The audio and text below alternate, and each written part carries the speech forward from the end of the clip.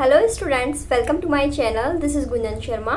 आज के इस वीडियो के अंदर मैं आप लोगों के लिए बीएससी फिजिक्स का जो मैकेनिक्स का पेपर है उसके इम्पॉर्टेंट क्वेश्चंस लेकर आई हूँ। वो क्वेश्चंस या वो टॉपिक्स जो कि आपके बीएससी एग्ज़ाम में आने के चांसेस ज़्यादा हैं।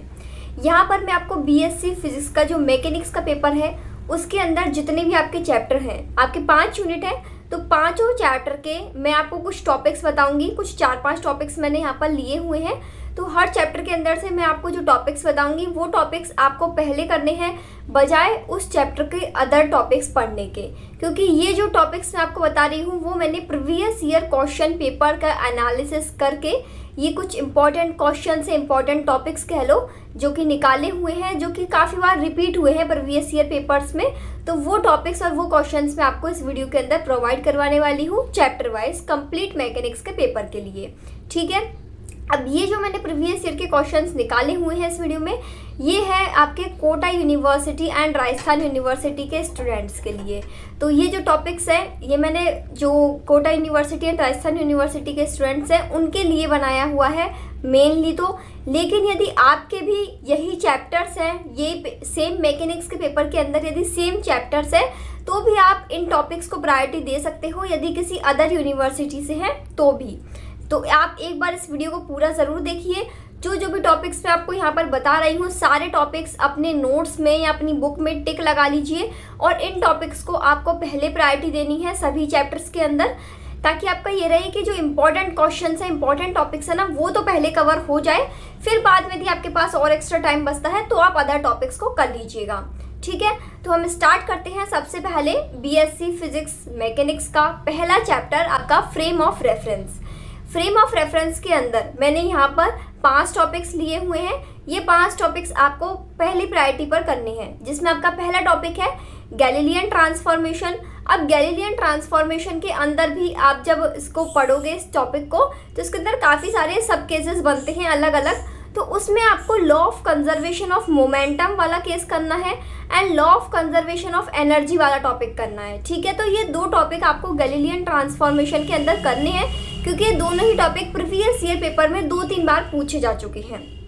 सेकंड जो है आपका topic Coriolis force and its effect. ये तो अक्सर आ ही जाता है, या तो वो आपका शॉर्ट मार्क्स में आएगा या लॉन्ग मार्क्स में आएगा। ये कोरियोलिस फोर्स वाला टॉपिक आपका पक्का आता ही है। ठीक है, थर्ड आपका टॉपिक है effect of rotation of earth on g. तो ये वाला जो टॉपिक है ना, effect of rotation of earth, या तो आपसे ये वाला टॉपिक पूछा जाएगा या फिर ये गैलीलियन ट्रांसफॉर्मेशन में से, क्योंकि इन दोनों में से कोई ना कोई एक टॉपिक तो आपका पक्का आता ही है। आपको ऑप्शंस मिलते हैं, टॉपिक्स आपके काफ़ी सारे उसमें क्वेश्चंस पूछे जाते हैं, फिर वो आपकी चॉइस रहती है कि आपको कौन सा क्वेश्चन करना है। तो उस अकॉर्डिंग इन दोनों में से कोई ना कोई एक टॉपिक वो आपसे पूछ लेता है। फिर नेक्स्ट इसमें जो आपका टॉपिक है वो है inertial and non inertial frame of reference. इनके ऊपर या तो शॉर्ट नोट या इनकी डेफिनेशन या इनको थोड़ा सा एक्सप्लेन करने का इस तरीके से आता है। तो 1 पेज का ये टॉपिक है, सब इतना इसको आप पूरा कर लेना। फिर लास्ट में एक यहाँ पर मैंने क्वेश्चन डाला हुआ है, क्योंकि ये क्वेश्चन 3-4 बार रिपीट हो चुका है। एज इट इज ये क्वेश्चन आता है, prove that uniformly rotating frames are non inertial reference frames. अब ये वैसे तो टॉपिक आपका inertial and non inertial frame of reference में ही है, तो उसी में ही ये क्वेश्चन कवर हो जाता है। लेकिन ये क्वेश्चन अलग से आपसे पूछा जाता है, आपको ये प्रूफ करना होता है, जो कि मैंने अपने नोट्स में भी काफ़ी अच्छे से इसको सॉल्व किया हुआ है, यदि आपने नोट्स पढ़े हो तो। अब जो भी स्टूडेंट्स नए हैं जो कि चैनल पर पहली बार आए हैं, तो उन सभी स्टूडेंट्स को आपके बीएससी फिजिक्स के, मैकेनिक्स के पेपर के एंड अदर पेपर के नोट्स भी मिल जाएंगे। लेकिन उसके लिए आप वीडियो के एंड तक बने रहिए। पहले मैं इंपॉर्टेंट क्वेश्चंस कवर करूंगी, देन मैं आपको कंप्लीट फिजिक्स के नोट्स भी प्रोवाइड करूंगी, बट उसके बारे में हम लास्ट में डिस्कस करेंगे। ठीक है, यहाँ पर हमारा पहला चैप्टर फ्रेम ऑफ रेफरेंस हो गया। अब हम अपनी सेकेंड यूनिट लेते हैं। सेकेंड यूनिट है conservation law and dynamics of particle. Second unit के अंदर आपके 2 चैप्टर हैं, एक तो कंजर्वेशन लॉ वाला और आपका दूसरा चैप्टर है इसमें डायनेमिक्स ऑफ पार्टिकल। इन दोनों चैप्टर को कंबाइन करके आपकी सेकेंड यूनिट बनती है। ठीक है, बाकी इसमें जो क्वेश्चंस मोस्टली आते हैं बीएससी के अंदर वो कंजर्वेशन लॉ वाले चैप्टर के अंदर से ही आते हैं। इसमें आपके 5 टॉपिक्स हैं। पहला टॉपिक है आपका centre of mass frame of reference. Second आपका टॉपिक है कैपलर्स लॉ। कैपलर्स लॉ, इसके अंदर वो 3 लॉ है, आपको डायरेक्ट याद रखने हैं, छोटा सा टॉपिक है। थर्ड है इसमें head on elastic collision of 2 particle. Fourth आपका टॉपिक है spin precision in magnetic field. और लास्ट इसमें है लार्मर्स फ्रीक्वेंसी। ये लार्मर फ्रीक्वेंसी का फॉर्मूला आपको डायरेक्ट भी याद होना चाहिए, इससे छोटा सा न्यूमेरिकल भी आपसे पूछ लेता है। ठीक है, नेक्स्ट इसमें आपका जो चैप्टर है वो है प्रॉपर्टीज ऑफ मैटर। इसमें भी आपके 5 टॉपिक्स लिए हुए हैं। आप इनके सिलेबस उठा के देखना, आपको काफ़ी सारे टॉपिक्स मिलेंगे बीएससी सिलेबस के अकॉर्डिंग। जब आप देखोगे उनमें से मैंने ये जो कुछ टॉपिक्स हैं जो कि रिपीटेड टॉपिक्स है प्रीवियस ईयर में, वही मैं आप लोगों को साथ यहाँ पर शेयर कर रही हूँ ताकि आप इन टॉपिक्स को पहले कर लें। क्योंकि जब बीएससी के अंदर आप पेपर दोगे, एग्जाम देने जाओगे, तब आप देखोगे वहाँ पर जब आप पेपर का एनालिसिस करते हो ना, खुद से जब 4-5 साल के पेपर सॉल्व करोगे, तब आपको पता चलेगा कि इसमें काफ़ी सारे क्वेश्चंस रिपीटेड हैं। इसीलिए जो रिपीटेड क्वेश्चंस हैं वो ही आपके इंपॉर्टेंट क्वेश्चंस हो जाते हैं बीएससी के अंदर, और वो ही मैं आपको प्रोवाइड करवा रही हूँ एज ए इम्पॉर्टेंट क्वेश्चंस। ठीक है, तो यहाँ पर 3rd chapter properties of matter, इसके मैं आपको इंपॉर्टेंट टॉपिक्स बता देती हूँ। इसमें आपका पहला टॉपिक है पॉइजन्स रेशो, इसका एक डेरिवेशन है जो कि आपको निकालना है। सेकेंड आपका टॉपिक है रिलेशन बिटवीन इलास्टिक कॉन्स्टेंट। ठीक है, तो इसमें आपके 3 इलास्टिक कांस्टेंट है, एक तो गामा, एक नीटा और एक के। तो इन तीनों के अंदर आपके 3 अलग अलग रिलेशन है। उन तीनों रिलेशन में से कोई सा भी क्वेश्चन आपसे पूछा जा सकता है, और डेफिनेटली श्योर है कि एक रिलेशन तो आपका एग्जाम में आएगा ही आएगा। तो आपको तीनों रिलेशन के याद रखने हैं इलास्टिक कांस्टेंट के। 3rd आपका इंपॉर्टेंट टॉपिक है young modulus by bending beam method. ये अब तक 3-4 बार पूछा जा चुका है, इसलिए इसको आप ज़रूर कर लें।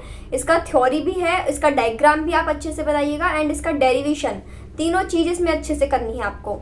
4th आपका टॉपिक है इसमें कैंटिलीवर डिप्रेशन। तो कैंटिलीवर वाला जो आपका टॉपिक है इसको भी आपको कंप्लीट करना है। और लास्ट है इसमें सर्ल मेथड। ठीक है, इसका आपका डायरेक्ट प्रैक्टिकल भी है आपके बीएससी फिजिक्स मैकेनिक्स के अंदर। जो जब आप अपनी प्रैक्टिकल फाइल बनाओगे तो इसमें सर्ल मेथड वाला एक एक्सपेरिमेंट वहाँ पर भी आपको करना होगा, और जो आपका थ्योरेटिकल पेपर है उसमें भी ये आपका टॉपिक है, एक एग्जाम में आने वाला इंपॉर्टेंट टॉपिक। ठीक है, नेक्स्ट इसमें आपका चैप्टर है ऑसिलेशन। अब ऑसिलेशन के अंदर इसका सिलेबस काफ़ी बड़ा है, और यहाँ पर ये जो शायद मैंने टॉपिक लिए हुए हैं ये भी आपके लिए ज़्यादा हो जाएं, लेकिन इसमें इतना तो आपको करना ही पड़ेगा क्योंकि इसके अंदर से रिपीटेड यही आपके टॉपिक्स है। लाइक सिंपल हार्मोनिक मोशन, तो इसके अंदर आपकी इक्वेशन आती है, और उनके जो टाइम पीरियड है उनके फॉर्मूले से डायरेक्ट न्यूमेरिकल भी आता है, और उसका डेरिवेशन भी आता है। ठीक है, सेकेंड इसमें आपका टॉपिक है कपल्ड ऑसिलेटर, तो ये भी आपका इंपॉर्टेंट है। 3rd है डैम्प्ड हार्मोनिक ऑसिलेटर। 4th है फोर्स्ड हार्मोनिक ऑसिलेटर, और लास्ट है एलसीआर सर्किट।